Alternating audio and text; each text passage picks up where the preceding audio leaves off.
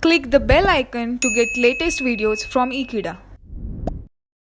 Hello friends, today we will discuss about the database design process while having all the normalization year model in our mind so that we can name it properly, we can use the denormalization and solve other issues such as temporal data or in the year model to the conversation of relational schema. We will see and try to solve each of this issue exclusively and one by one.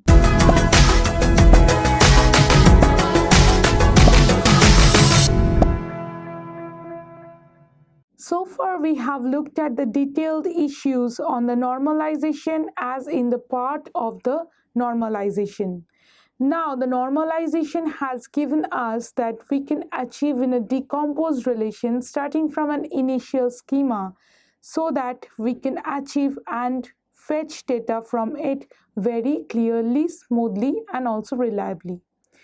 Now, we can adhere to some of the conditions that we are facing while modeling an year to the schema. First one is from the very beginning have a large database designing ad hoc schema. Next is to convert from the first designing year model and then to have a relational schema. And the third is from an initial schema decompose it into several schemas followed to the normalizations to 1NF from this BCNF or 5NF. Now the first issue was the year model and the normalization. Well, if we put in the year model a valid and a correct data entity set, then it results in already a normalized relational schema. Now, if we talk about a relation, and let's look at what are the data entities that we can combine together in such a way that it can relate to another entity set. The relationship exists there, it's a unique one, and it does not give any type of discrepancy of storing that one. So while modeling it with the ER, that is the entity relationship diagram, we can even predefinedly normalize it. Now let's talk about an example that has got a department and Alvin as an instructor. Now if we have two relations, department and instructor, and two entity sets in the year model in such a way that a department has one instructor as the advisor to the department. So the department advisor can be two relational schema that we can directly fetch from the year model, and the relationship can be placed at this one because it will be the primary key consisting the department as well as the instructor. So it will become another relation that the relationship itself, the instructor department, which is called the primary key of the two relations and has formed a unique relation which forms, see, it is normalized one, it belongs to the BCNF that is considered to be the most highest normal form. Now, if the ER model is consisting of a non-binary relationship, then it is not possible or very difficult to imply this in the relational schema because it deals the relationship of this entity set itself as a relation or table in the relational schema. So it is not possible to mention that a relational schema is considering one entity, two entity, or three entity sets at most. Now that we have formed the ER model to the normalization, so if we have used the proper entity sets, has got the proper attributes associated with the entity sets and the proper relationship with this, then we can fetch the direct relational schema from the entity set to the relation as well as the relationship to the relation as a combination of the primary key of the relation on the entity sets. Now the final value that we need to introduce you for the ER model to normalization is 2-1. One is a multi-valued attribute in entity set, another is a many-to-many relationship. Now when there exists a many-to-many relationship, we should note that it can be an user-oriented relation that will be implemented as a many-to-many set of relationship. Because the designer is not just worried about what kind of relationship or what are the type of relationship the two relations will happen. then it just designs the relationship as the relation or the schema of the relation and just leave it to the user. So the user will now define and orient it as a many-to-many, or the many-to-many means it will have as most the particular primary key or the combination key to both of the fields. Now for designing a multi-valued attribute, it will start with a single value attribute and then try to decompose it in the atomic versions of that attribute so that the multi-value can be a part of the primary key as well as the dependent key. So when we will apply the functional dependencies on this multi-valued attribute, it will be implied by the functional dependency on that attribute. Say for the example, we have instructor ID and phone number. As we know that phone number is a multi-valued attribute. So suppose that we part the phone number as the postal code and the number that is corresponding to the phone. So if we put the postal code as a different part and it can be combined with the primary key, because the instructor, if he's teaching in a university, then he must reside in the same city. So the postal code or the city code will be same for the phone number. And the number that will change can be dependent on the primary key, that is the combination of ID and postal code onto the relation. So in this way, many-to-many relationships and the multi-valued attributes are handled within an ER model to normalization form derivation on the relational schema. Next, we will talk about naming the attributes, the relation and relationship. Now, the first one is to name the attributes. We should always stick to the coherent to one role naming. That means one attribute should specify only one role in a relation. Or in a particular database, if there are two relations or more than two relations that is using a particular type of attribute, then it should be enough specifically different to tell the role of each of this type of attribute in each of the relation. Say for if we use the keyword number in a relation of the building department or the section relation as in the instructor relation, whereas the instructor relation refers to the phone number by specifying number, and in the section it refers to the room number by specifying number. So it is absolutely not desirable to use a same name of the same type to use in two of the relations or more than two relations. We should stick to that the role, exactly the specific role to be mentioned as the attribute name, such as the phone number or the room number. So we need to distinguish about the attribute and their usage in the particular relation, not as a whole to the relation. Now it is a good idea to keep names for the incompatible attributes. Say for example, if a person that we support specialization and generalization. Now as a generalized relation, person is the name and then specialized or expanded into instructor as well as student. Now the person has got a name. The person can be an instructor, person can be a student. So we need not to specify instructor name in the instructor relation, student name in the student relation. We can just see that the use of name in person should be copied to the instructor. Instructor name, no, only the name. Student name, no, only the name. Because the main advantage and the need of doing so is that by specifying a single attribute, it is very easy to find the instructor and the student because they are all the person. Now, if we specialized has the ideas instructor and student, now we will want to merge it to the person generalization. What happens here? If the instructor has got instructor name and the student has got student name, when we want to generalize as a person, what will be the attribute name? Is it the instructor name or the student name? So there an incompatible attribute type will be there. So we need to specify them as name. So if it is the same attribute as being used in the generalized one and copied to the specialized one, then we should keep it exactly same as the generalized relation. So we can use name in instructor and student both, so that when we will generalize the person, we can have the name as a common name of being an instructor or to a student. Now, it is not matter or mandatory to use a ordering of attributes in the relational schema definition. But for instance, for our better understanding, we should always keep the primary keys first and before any other dependent keys on the relational schema.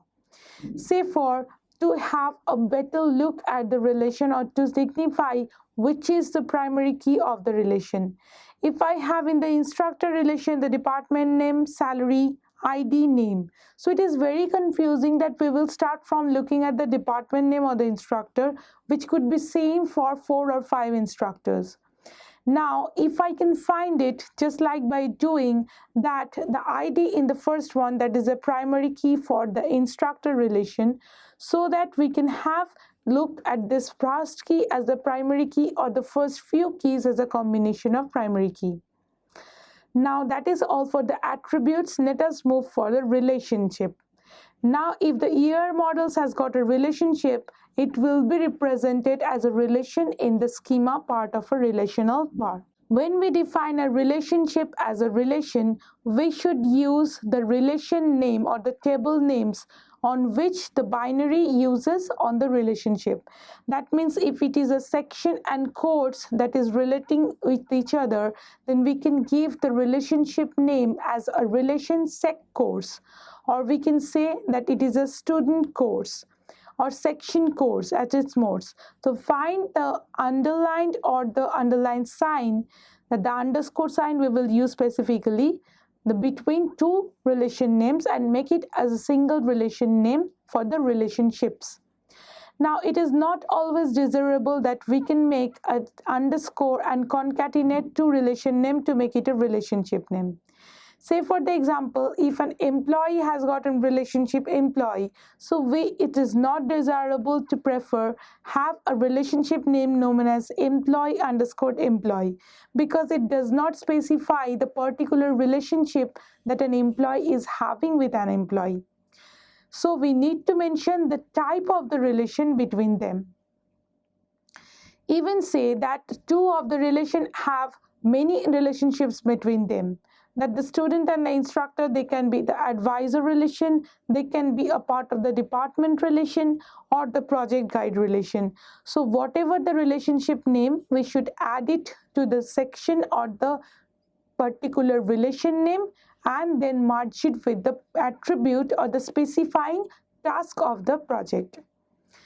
Now we can even use a single word other than concatenating two relation names.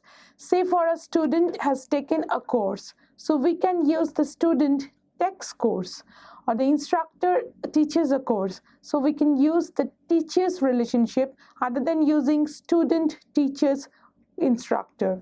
So we could have used the single word for a relationship name based on the demand of the database or the need of the database. Now, different organizations follows different standards for naming their attributes and relationship names.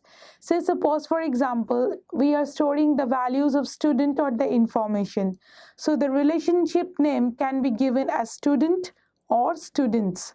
So it is the organization's choice that which we will choose, the student or the students.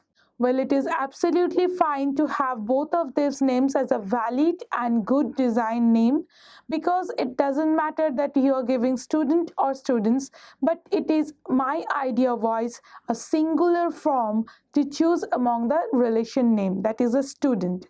So we are not storing information of students, because a tuple where we are actually instantiating is a singular one, not a plural one. But however, we can choose the students too. So that is all for the naming and designing purpose.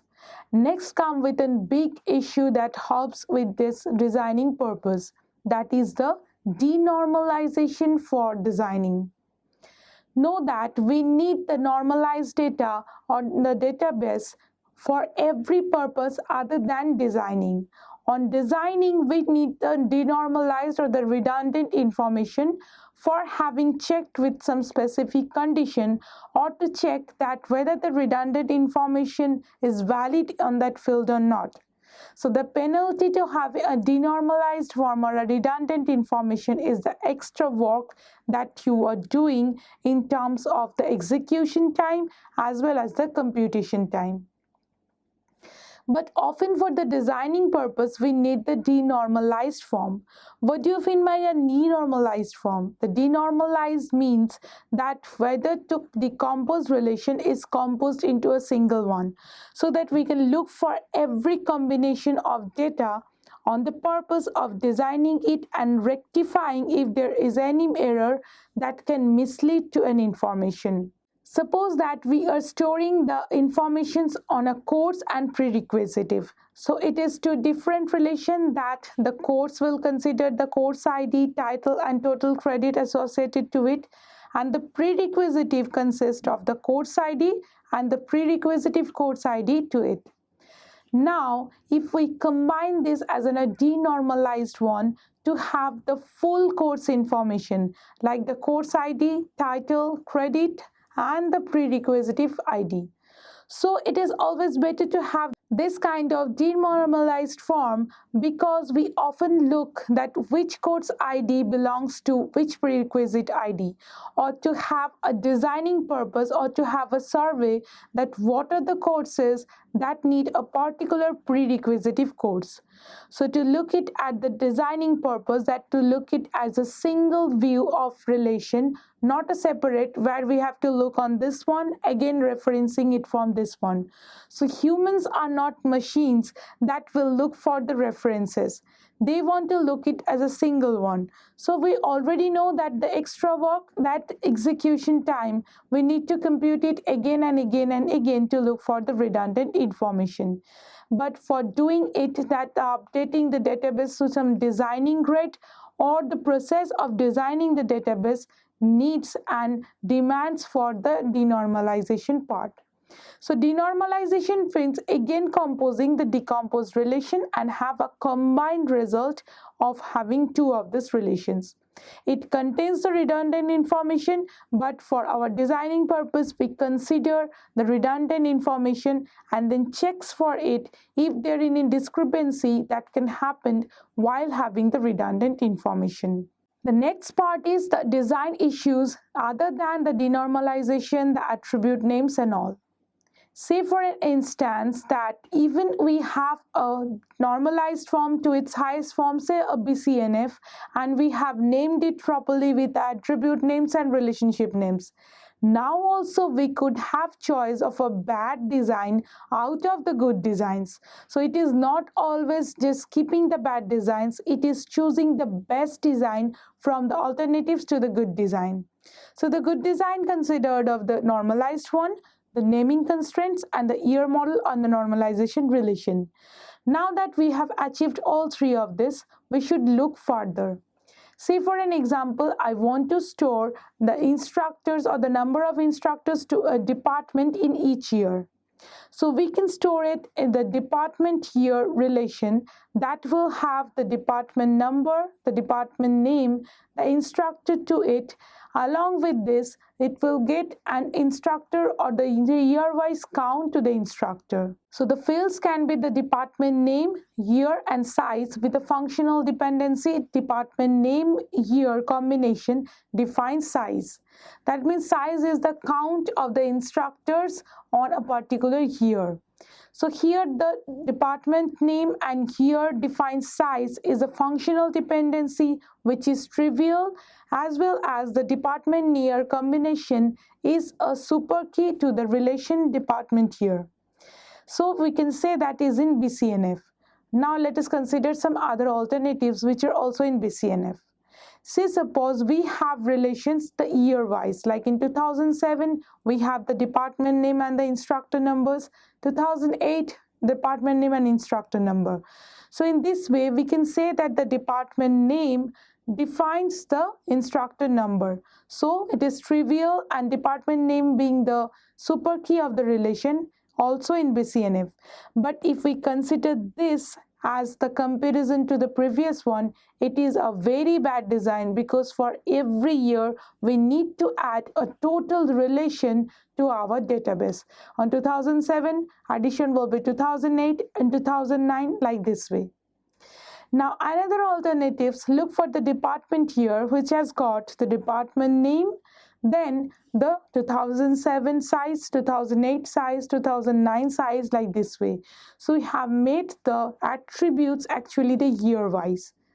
It is also in BCNF because the department name defines the 2007 department, 2008 department, 2009 department. But it is also considered a bad design idea, because for every of the tuple, only one attribute will be there for value in departments. Say for physics, the 2007 has got the value, for the 2008, 9, 10, 11 will be all empty.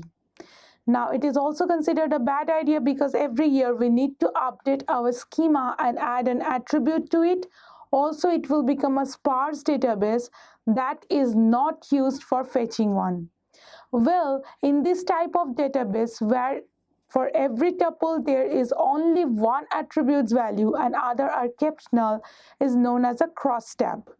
Crosstabs are often used for statistical purpose, like for the heuristic research, for doing the actual comparison result, or used in the spreadsheet or in PowerPoint presentation to show that what are the comparisons or what are the ups and downs for the year wise or for any category wise.